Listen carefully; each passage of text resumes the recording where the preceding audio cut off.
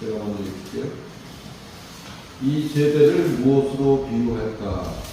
비유컨대 아이들이 장터에 앉아 제 동물을 불러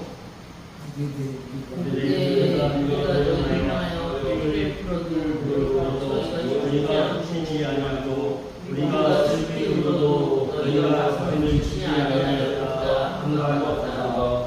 8절 요한이 와서 먹지도 마시지도 아니하매 그들이 말하기를 귀신이 들렸다 하더니 인자장이 와서 먹고 마시되 사람들을 돌아서 이를 향하고 한번들을 들리는 사람이요 세리와 증인 제일 사람과 아니하시는 지혜를 목이하는 사람으로 인하여 물타함을 노력했느니라. 거기까지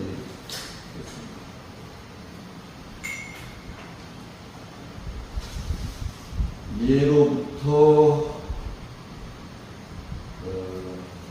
뭔가 좀 불이한 세상을 바꿔보겠다고 일어서는 사람들을 가리켜서 개혁파가 이렇게 불러왔습니다. 개혁파가. 재미있는 것은 지금 우리가 이 성경을 읽은 그때, 기록된 그때, 그 이전부터 하여튼 사람이 모여서 살기 시작한 그 순간부터라고 저는 생각을 하는데, 사람의 무리가 모여 있는 그곳에는 늘 개혁을 주장하는 무리들이 있었어요.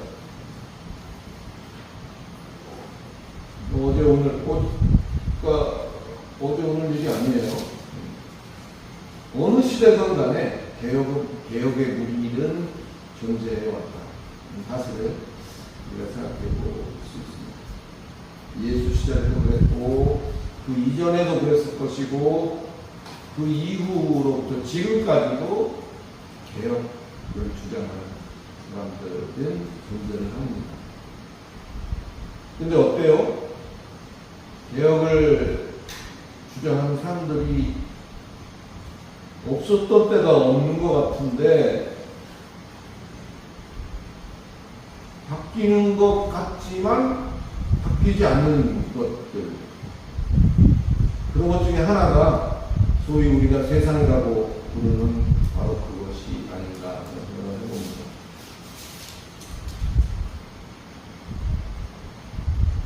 세상은 계속해서 변해 오긴 했죠. 시대가 바뀌고, 여러 가지 문화도 바뀌고, 그 세상을 이룬 구성원들의 생각이 달라지고, 가치관이 달라지고, 너무 급격한 변화를 가지기 때문에 쫓아가기가 어려운 그런 상황입니다. 그래서 나이가 좀 드신 분들은 요즘은 어디 가서 뭘 주문해서 먹기도 힘듭니다. 키오스크를 모르면 주문을 못해요. 햄버거를 하나 사 먹으려고 해도 누르고 뭘 어떻게 하고 해야지만 가능하잖아요. 이 세상은 변해가요. 그런데 바뀌진 않아요. 개혁이라는 것과는 좀 다른 거죠.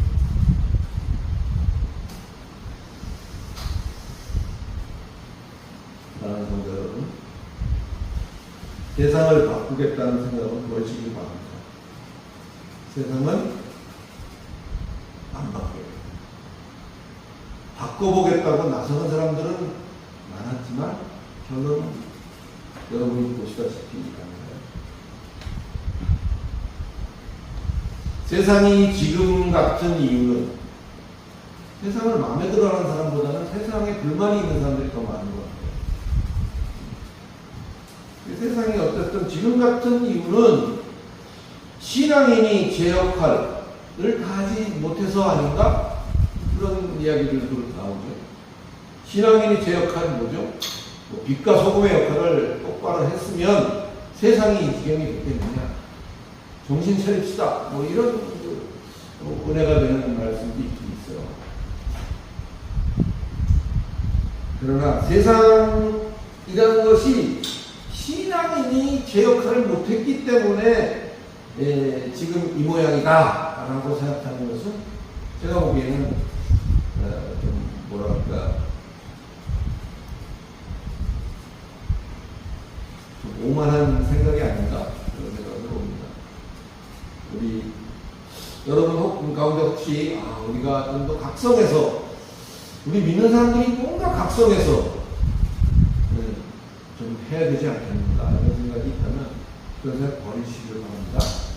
오늘 이 시간으로 그런 생각 버리시고 그런 생각에서 벗어나시기 바랍니다. 사실 성경은요 하나님이 그 하나님의 때가 이르기까지 세상이라는 것을 믿는 사람들 손에 주지 않았어요. 공중원사를 잡은 저들에게 세상을 맡겨놓은 거예요. 그래서 세상은 개혁의 대상이 아니에요. 세상은 개혁의 대상이 아니고 오히려 우리 자신이 믿는 우리 자신이 그 개혁의 대상이라는 것을 우리가 깊이 생각할 수 있기를 바랍니다. 서론사나 얘기를 좀 했습니다만 오늘 본문은 이처럼 경고하기 이를 데 없는 세상을 향한 비유로 오늘 성경이 시작되고 있었다. 그 첫 번째는 16절, 17절이죠. 우리가 같이 읽었습니다만 16절 보니까 이런 말을 하고 있어요. 아이들이 장터에 앉아서 제 동물을 불러서 이르되 우리가 너희를 향하여 피리를 불어도 너희가 춤추지 않고 우리가 슬피 울어도 너희가 가슴을 치지 아니하였다. 같다. 비유로 얘기한 거죠. 한마디로 뭘 말하는 거예요? 세상이라는 것은 벽과 같다. 그런 말이에요. 벽과 같다. 단단한 벽. 바울은 자기가 쓴 디모데전서라는 서신서에서 이러한 표현을 화인 맞은 양심 이렇게 표현하고 있어요. 화인 맞은 양심. 화인 맞은 양심이 무슨 뜻인지 아세요? 화인 맞은 양심. 그저께 보니까 우리 윤 선생님이 인치심이라는 게 뭔가요? 이렇게 질문을 하시는 걸 제가 들었습니다. 화인 맞았다는 것은 여러분 이름은 내가 이지연이었나 이름은 좀 잊어버렸습니다만 신앙생활을 잘하는 청년이 있었어요. 그런데 교통사고를 당해갖고 차가 불이 이지선이다. 차가 불이 나는 바람에 엄청난 화상을 입었죠. 살아있는 것 자체가 기적이고 얼굴을 비롯해서 얼굴이 완전히 변형이 됐고 그렇게 큰 화상을 입은 그 상처가 아물게 되면 그 부분이 조직이 변해요. 그래서 이렇게 보기에도 우둘투둘하게 보여요. 매끄럽지 못합니다. 그리고 일그러지고 이런 건 따지지 말고 피부 자체가 두꺼워지면서 그 안에 있는 느끼는 포인트. 그것도 맞아서 소실되기 때문에 그 부분은 이렇게 꼬집어도 잘 아플 줄 모르고 통증도 모를 뿐더러 하여튼 간지러움도 모르고 그러니까 감각이 다 같이 소멸되는 거죠. 감각이 없는 거죠. 그래서 주변 피부 조직과는 아주 다른 양상을 보이면서 또 아무런 느낌을 아무런 감각을 느끼지 못하게 된다고 합니다. 이렇게 불에 된 상처가 아무런 느낌이 없듯이 그것을 바울은 자기 서신서에 화인 맞은 양심이다. 화인이라는 것은 불도장이거든요. 불도장을 찍은 그 부위는 화상을 입고 아물게 되면 낙인 같은 게 찍히죠. 그러면서 거기는 감각이 옵니다. 근데 양심이 우리는 어떤 일을 하다가 가끔은 우리 양심이 우리에게 이야기를 하잖아요. 그럼 되겠니? 이런 얘기를 하는데, 화인 맞은 양심을 가진 사람은 아무런 생각이 없을 거예요.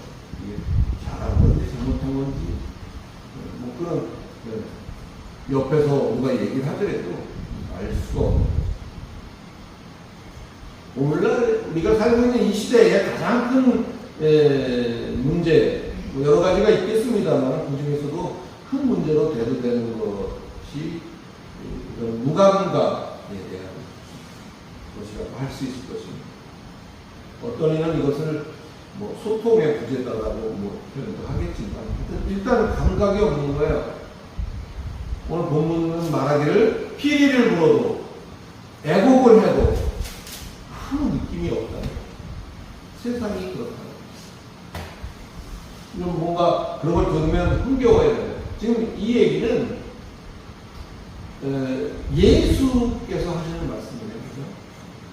그러니까 이것이 왜 세상은 즐거움이 없나요? 흥이 없나요?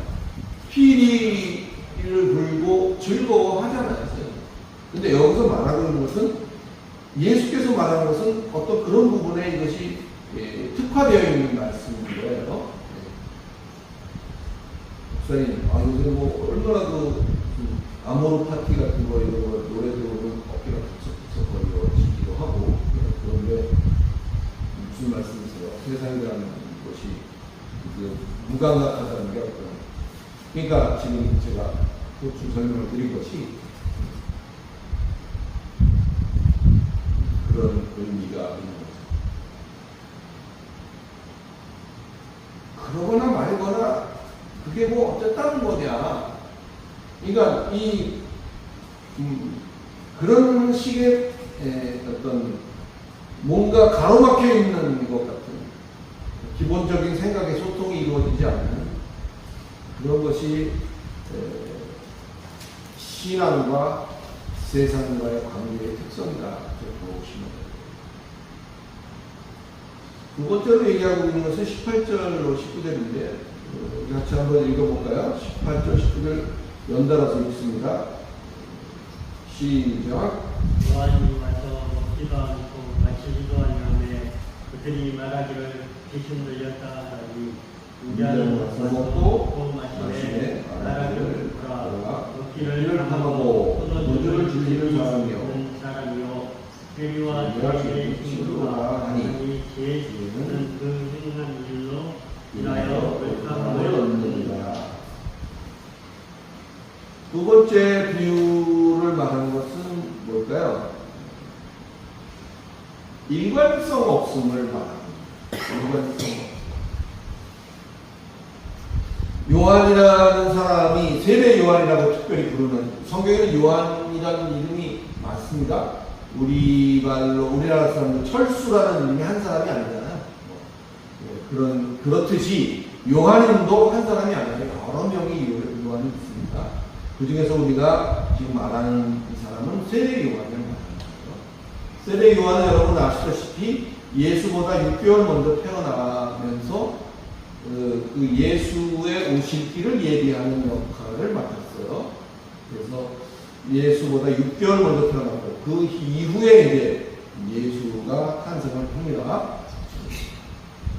요한이 뭘 외쳤어요? 우리 지난번에 봤더니 저는 깜짝 놀랐어요. 요한이 외친 말이 회개하라 천국이 가까웠다. 말을 요한이 외쳤어요. 그래서 요한이 한 말은 회개를 촉구하는 것과 그 회개에 걸맞는 뭔가 금욕과 절제의 삶을 살라는 것을 요한은 주장을 했던 거예요. 그래서 요한은 자기가 그런 주장을 하면서 실제로 같이 먹지도 않고 마시지도 않고 어떤 그런 절제된 삶을 살았어요. 그렇게 그가 하니까 세상은 그에게 어떻게 반응했다고요? 요한에게 말하기를, 그러니까 성경대로의 표현을 들어보면 귀신이 들려, 그죠? 뭐라고 했어요? 귀신이 들렸다 하더니 요한이 와서 먹지도 마시지도 아니하매 이건 요한이 그냥 금식을 했다는 얘기 아니에요. 그 여러 사람들과 같이 먹지도 마시지도 않았어요. 가급적이면. 그것을 보고 귀신이 들렸다 이렇게 반응을 했단 말이죠. 그 이후에 예수가 이제 왔습니다. 귀신이 들렸다는 말은 그 사람이 제정신이 아닌가 봐, 미쳤나 봐. 이 좋은 걸 먹는 거 마시는 것 인생의 여러 가지 즐거움 속에 먹는 즐거움이 상당한 부분을 차지하죠. 먹는 즐거움에 큰 비중을 차지합니다. 어쩌면 그것 때문에 우리가 생존한다라고까지도 말하는 철학자도 있어요. 근데 이렇게 좋은 거를 뭘 절제하라고 하냐? 그거 제정신이 아닌 것 같아요. 귀신 들렸어. 이렇게 이제 말을 했어요. 그 이후에 이제 예수가 와서 어땠죠? 예수도 주장을 합니다. 그 가르침을 통해서. 회개하라, 천국이 가까웠다. 요한이 주장했던 것과 예수가 주장했던 것 똑같아요.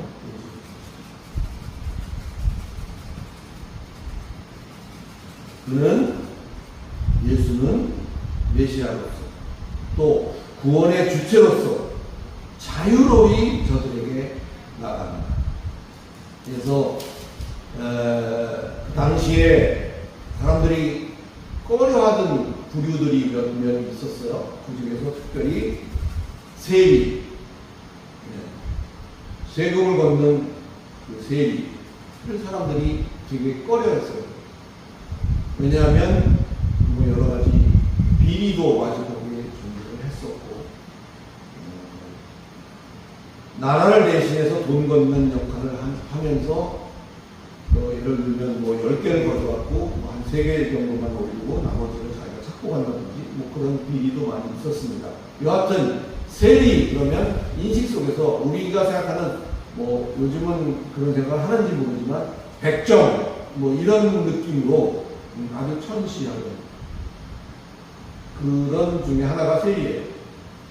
또 죄인에 대해서도 저놈은 죄를 짓느냐 그러면서 손가락질하고, 그래서 꺼려하는 세리와 손가락질하는 죄인하고도 어울려서 예수는 그들이 먹는 것을 함께 먹고 그들이 마시는 것을 함께 마시는 그런 상황이 되었습니다.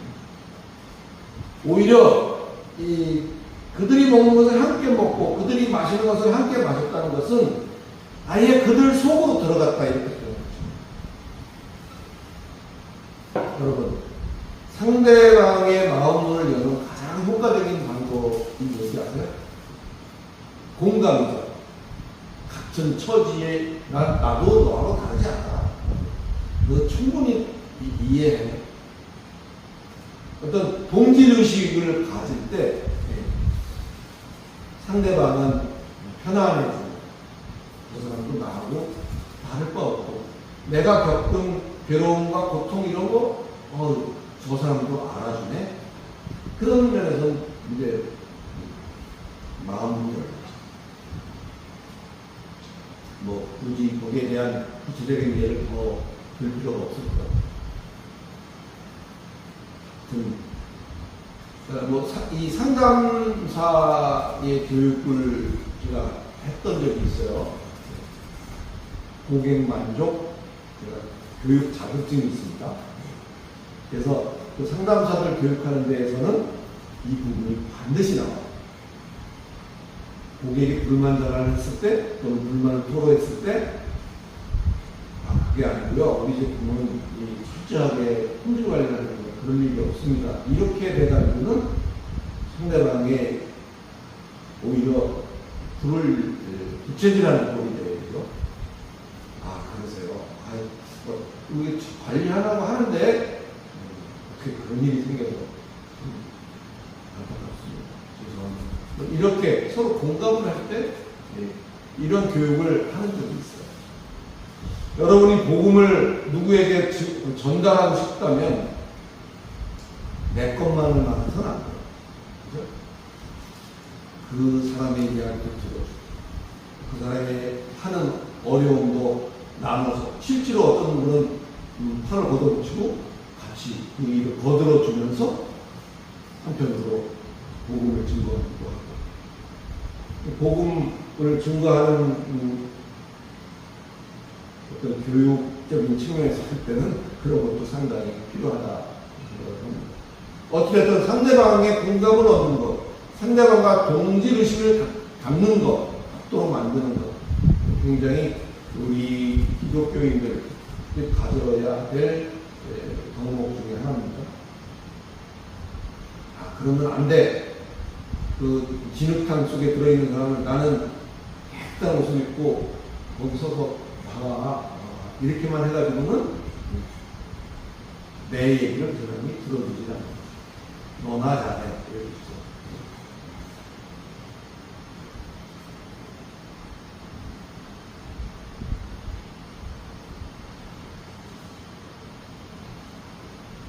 예수는 요한과는 달리 손가락질하는 그런 세리나 죄인들과 아예 같이 생활을 하다시피 합니다. 그랬더니 세상은 또 그에게 뭐라고 그러냐면 탐욕스러운 거렁뱅이 취급을 하는 것을 성경에서 볼 수가 있습니다. 요한은 절제된 생활을 하라고 하고 절제된 생활을 했더니 이 좋은 거를 하지 말란다고 미친놈 취급을 하고 귀신 들렸다고 취급을 하더니 이제는 그들하고 같이 동고동락하는 그를 보고는 탐욕에 또 탐욕스럽고 거렁뱅이 같은 그런 사람이다라고 평가하고 그를 취급을 합니다. 이랬다 저랬다 하죠? 이건 뭐죠? 애초부터 세상은 그들의 말을 들을 생각이 없었다는 이야기가 됩니다. 그들의 말은 뭐예요? 회개하라 천국에 가까웠느니라. 그 말을 들을 생각이 없었다는 거예요. 깨달으시죠? 그런 세상을 향해서 예수는 한마디 하시죠? 뭐라고 했나요? 한번 좀 봅시다.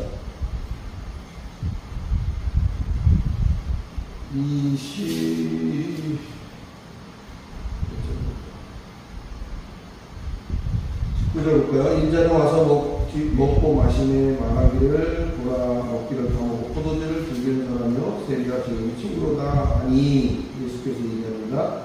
지혜는 그 행한 일로 인하여 옳다함을 얻느니라.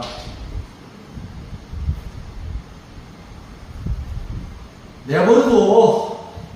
지금은 인자가 이런 취급도 당하고 저런 취급도 당하지만 지혜는 훗날 그 결과로서 옳다함을 인정받게 되는 거야 라고 예수님은 말합니다. 할렐루야.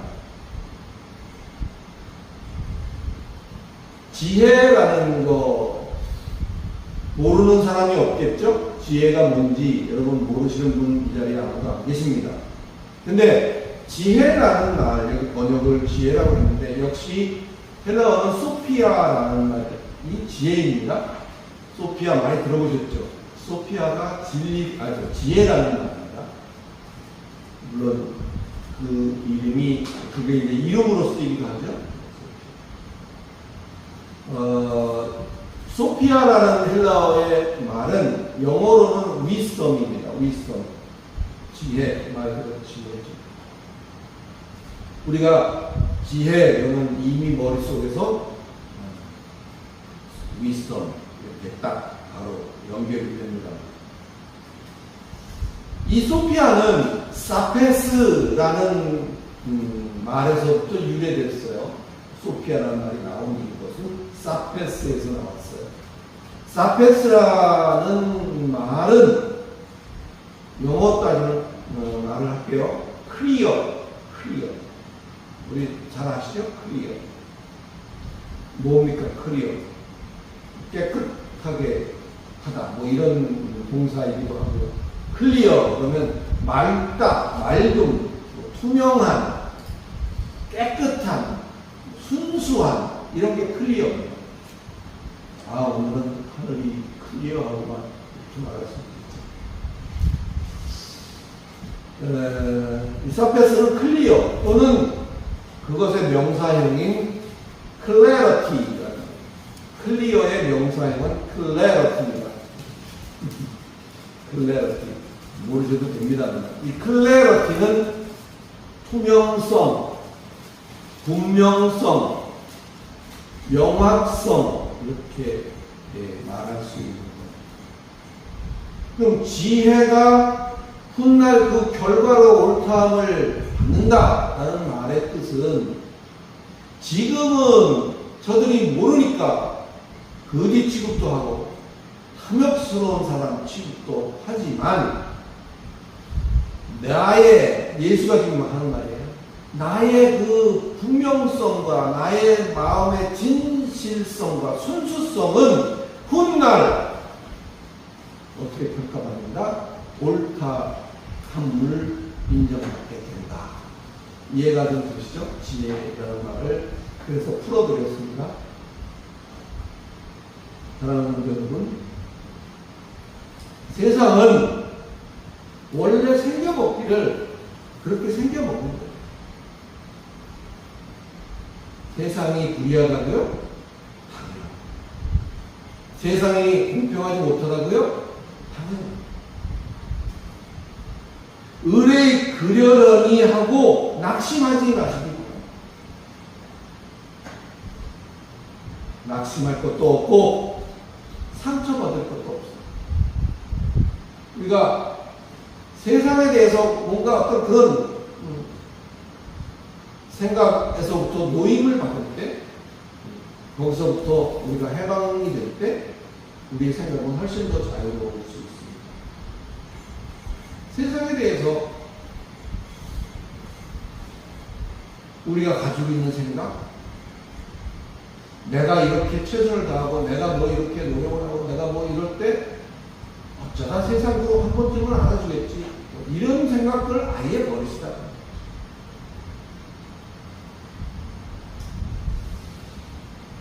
아무리 세상이 외치는 자의 소리에 무감각하고 외치는 자의 소리를 외면하려고 하고 외치는 자의 소리를 듣고도 변덕스럽게 이해타산을 따져서 그것을 피하려고 한다고 해도 뭐가 입증한다고요? 훗날 심판의 날 결산하는데 그것이 지혜입니다. 다른 말로 하면 그것이 그것의 분명성과 그것의 진실성과 순수성은 그때 가서 판가름 하게 될 것이다 하는 것을 믿으시고, 지금은 마음에 들지 않지만 지금 나의 삶이 그렇지 못하지만 그저 묵묵히 스스로를 살피면서 우리 믿음의 심지를 한껏 붙돋아서 밝은 빛으로 빛나기에 소홀함이 없는 복된 여러분이 되시기를 다시 한번 예수 그리스도의 이름으로 축원드립니다. 다음 달락으로 넘어가 볼까요? 20절로 24절까지가 다음 달락인데, 오랜만에 우리 윤정희 씨가 한번 읽어주세요. 예수께서 권능을 가장 많이 행하신 보일들이 회개하지 아니하므로 그때 책망하시되 화있을진저 고라시나 화있을진저 벳사이다야, 너희에게 행한 모든 권능을 두로와 시돈에서 행하였더라면 그들이 벌써 베옷을 입고 제 앉아 회개하였으리라. 내가 너희에게 이르노니 심판날에 두로와 시돈이 너희보다 던지기 쉬우니라. 가버나움아, 내가 하늘까지 높아지겠느냐? 음부에까지 낮아지리라. 내게 행한 모든 권능을 소돔에서 행하였더라면 그 성이 오늘까지 있었으리라. 내가 너희에게 이르노니 심판날에 소돔 땅이 너보다 견디기 쉬우리라 하시니라. 네, 감사합니다. 지명들도 좀 나오고.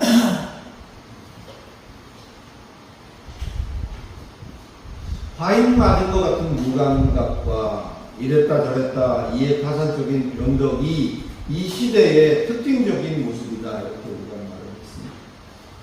이것을 두고 예수님의 개탄이 계속해서 이어지고 있는 부분이죠. 예수는 뭐라고 합니까? 권능을 가장 많이 행한 고울들의 반응이 전혀 없다는 거예요. 그걸 개탄하고 있어요. 권능. 여기서 우리는 그 권능을 행하는 목적을 분명히 알 수가 있습니다. 권능을 행하는 목적이 있어요. 권능은 왜 행하는 겁니까?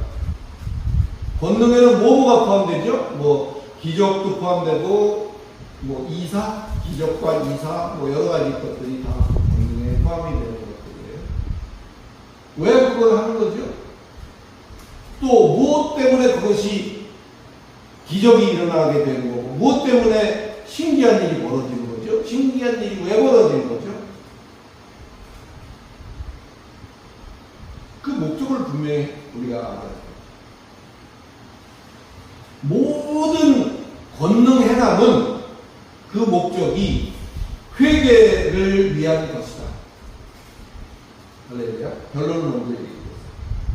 모든 권능은, 모든 기적을 행하심과 모든 이적을 행하심의 목적은 회개를 이루기 위함이다. 어떤 사람이 신앙생활 잘하니까 이뻐서 그가 기도하는 것 가운데서 어떤 일이 되게 해주시는 기적과 어떤 일이 될 수 없는 일이 되어지는 그런 일이 발생하는 것이 아니다. 신앙생활 열심히 하고 헌금 많이 하고 그랬다고 해서 기적이 발생하는 게 아니다. 성경을 한번 쭉 보세요. 앞으로 성경을 읽으실 때 관점을 잘 읽지도 않으시겠지만 읽으실 때의 관점을 지금 같은 관점으로 한번 또 보세요. 재밌어요. 다 그렇게 짜여 있거든요. 모든 권능 행함은 회개를 이루기 위하여 존재한다.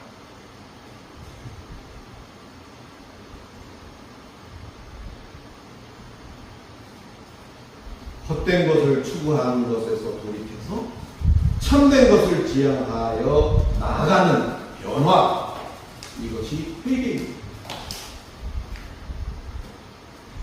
헛된 것을 추구하면서 돌이켜 참된 것을 지향하고 나아가는 변화, 이것이 회개이다.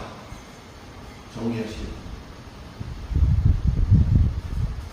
울고 그냥 막 소나무, 삼각산 소나무를 몇 개 뽑아야만 회개하는 게 아니라는 거예요.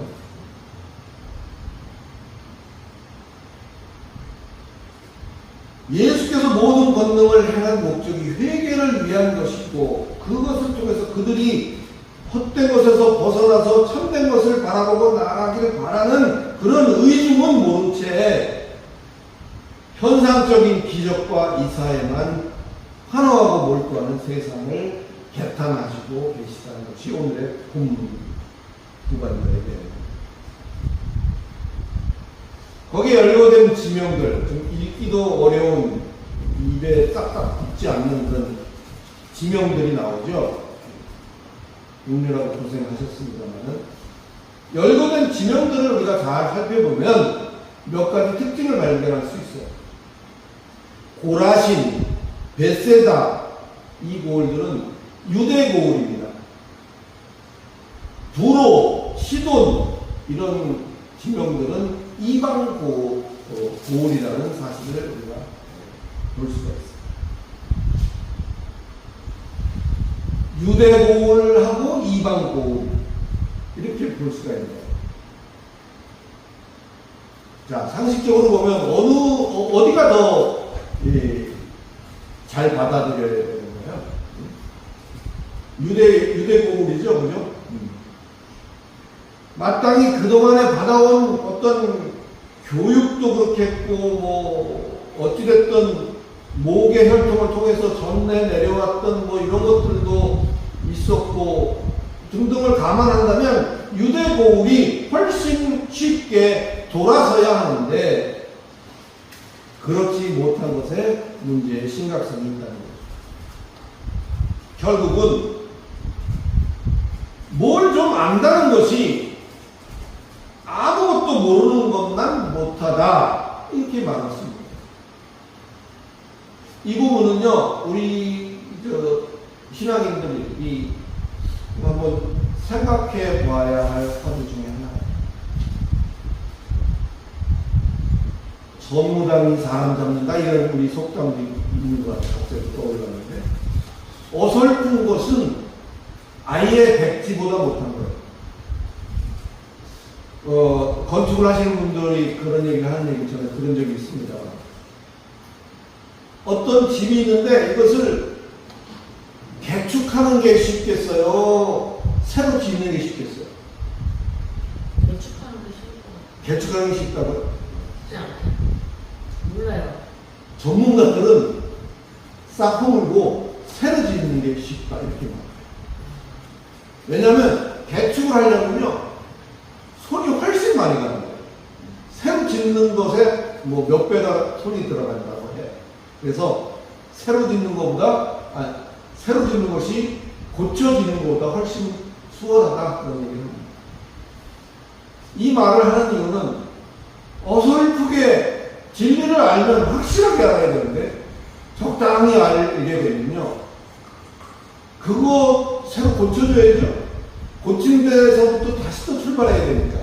근데 차라리 이제 막 신앙생활을 시작하는 사람에게 처음부터 바르게 이것이 심겨진다면 훨씬 더 뭔가를 지우고, 백지에 누가 그려놓은 것을 지우고 새로 그리는 것보다 백지에다가 깨끗하게 새로 그리는 것이 훨씬 쉽다, 뭐 그런 얘기를 하고 싶었던 겁니다.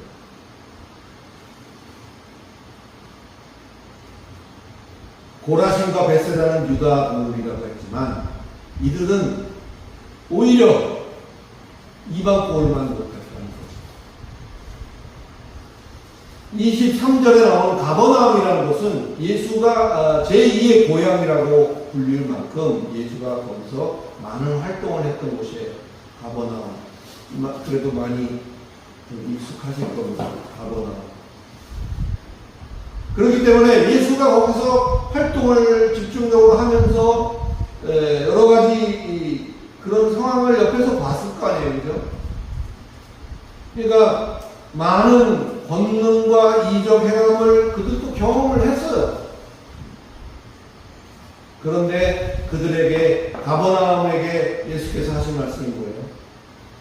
이미 망해 없어진 소돔보다도 못하다는 책망을 하고 있습니다.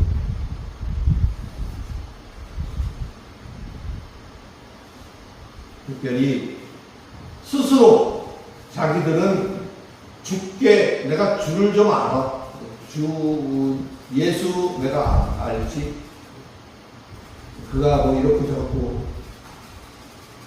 아는 게 전부가 아니죠.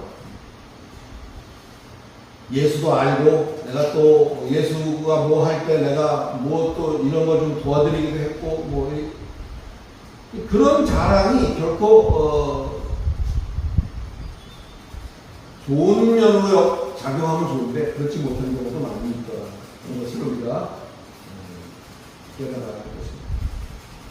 사랑하는 성도 여러분, 말씀을 마치려고 합니다. 누가복음에 보면 누가복음 5장을 한번 볼까요? 끝날 때 됐습니다. 누가복음 5장, 여기 5장으로 넘어가서 찾아봅시다. 누가복음 5장 1절부터 몇 절을 좀 한번 봐야 되겠는데, 누가복음 5장. 박 집사님 찾았으면 5장 1절부터 몇 절 좀 읽어봐 주세요.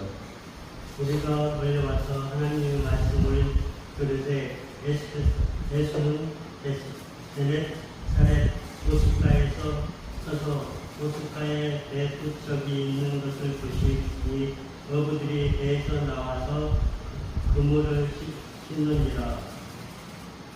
네. 그래서 예수께서 한 배에 오르시니 그 배는 시몬의 배다. 육지에서 조금 떼기를 청하시고 앉으셔서 배에 앉아서 이제 무리를 가르치시더니 말씀을 마치시고 시몬에게 이르되 깊은 데로 가서 그물을 내려 고기를 잡으라. 이렇게 말합니다. 시몬 베드로예요. 시몬이 대답하여 이르되 선생님, 우리들이 밤이 새도록 수고하였으되 잡은 것이 없지만은 말씀에 의지해서 내가 그물을 한번 내려볼게요. 이렇게 하고 그물을 내렸는데 그 고기를 잡은 것이 그물이 찢어질 정도로 잡았다. 그래서 아예 다른 배 옆에 배한테 손짓해가지고 불러다가 도와달라 해서 겨우겨우 이제 그렇게 되었다 얘기죠. 그래서 8절에 보니까 시몬 베드로가 이를 보고 결국 이런 상황을 보면서 예수의 무릎 안에 엎드려서 가로되 뭐라 그랬어요? 주여 나를 떠나소서 나는 죄인이로소이다. 이게 게네사렛이라는 동네에서 일어난 일이에요. 게네사렛. 이 동네 이름은 우리한테 익숙치 않습니다. 옛네사렛. 신도림동 이게 아니라 게네사렛.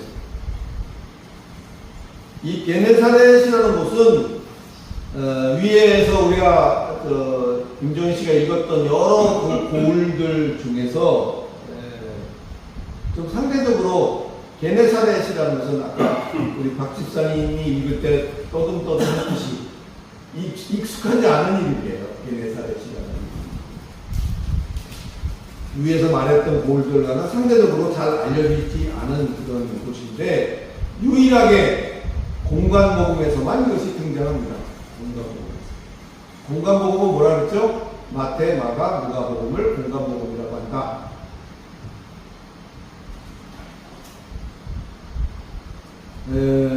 이 부분은 베드로를 부르시는 이 장면에서 게네사렛이 한번 나오고요. 조금 더 이제 지나간 후에 예수께서 여기 오실 때 그 옷깃을 만지면 나을 것 같다 해서 옷깃을 만져서 병 고침을 받은 여인의 이야기가 일어난 것이 그때 두 번 나온다. 게네사렛이라는 것은 베드로를 부르는 과정에서 한 번, 그 다음에 예수의 옷깃을 만져서 병 고침을 얻는 그런 상황에서 한 번, 그래서 딱 두 번 나오고 맙니다. 유명한 것은 아니라는 거죠. 여기서 베드로가 뭐라 그랬어요? 나는 죄인으로소이다. 그런 고백을 합니다. 원래 베드로가 전에 죄를 지은 게 있었는데 까맣게 잊어버리고 있다가 갑자기 생각이 나서 예수에게 이렇게 고백을 한 걸까요?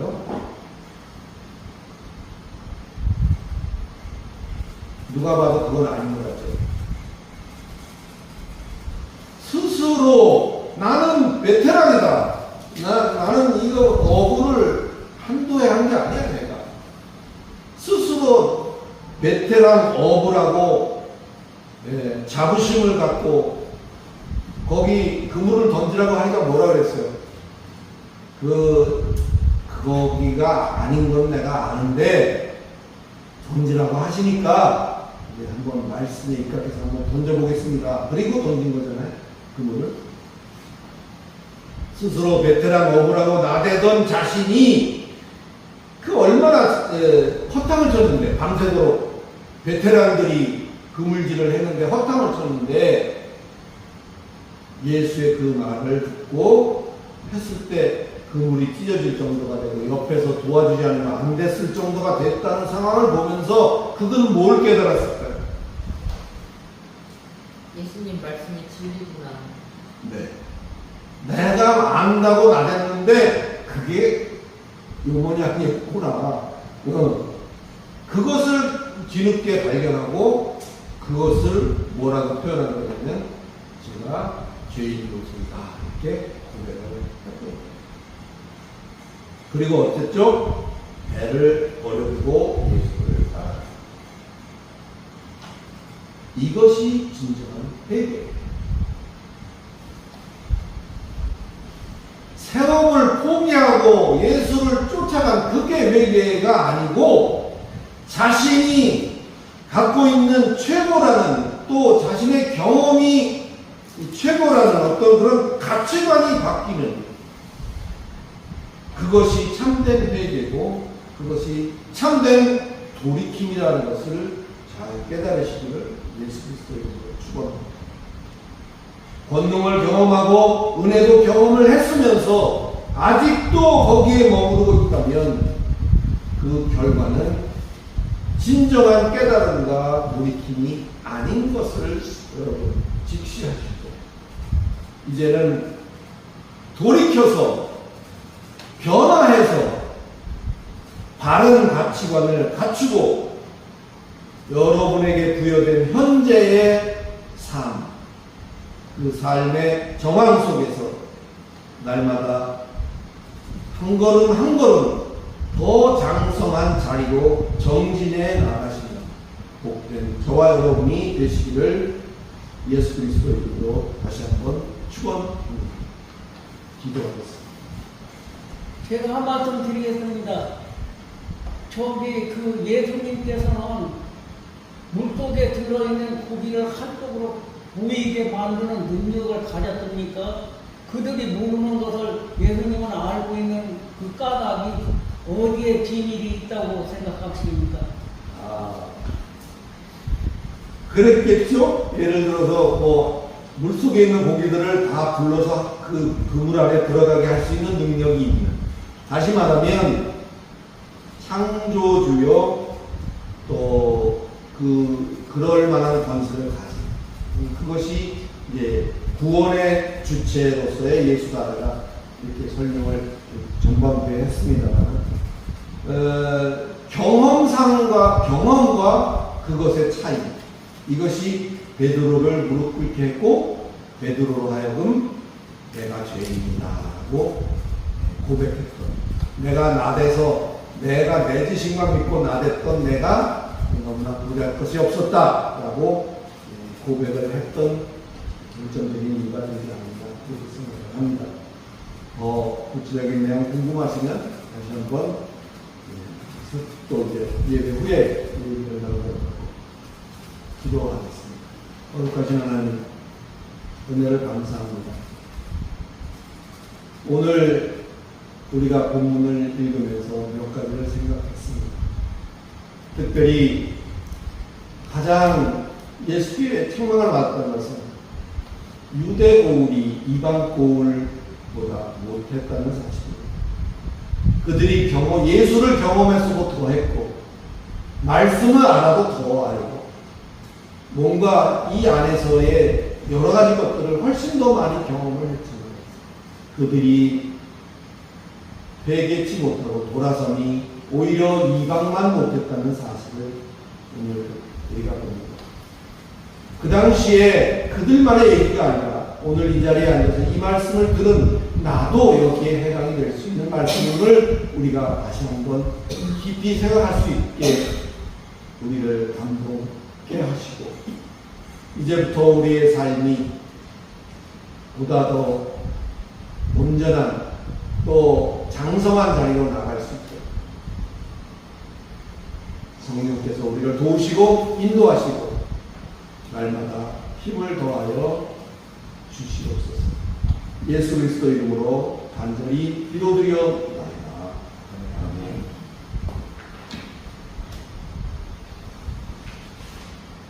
현소가 295장이죠. 295장. 그래서 봉헌하겠습니다. 295장.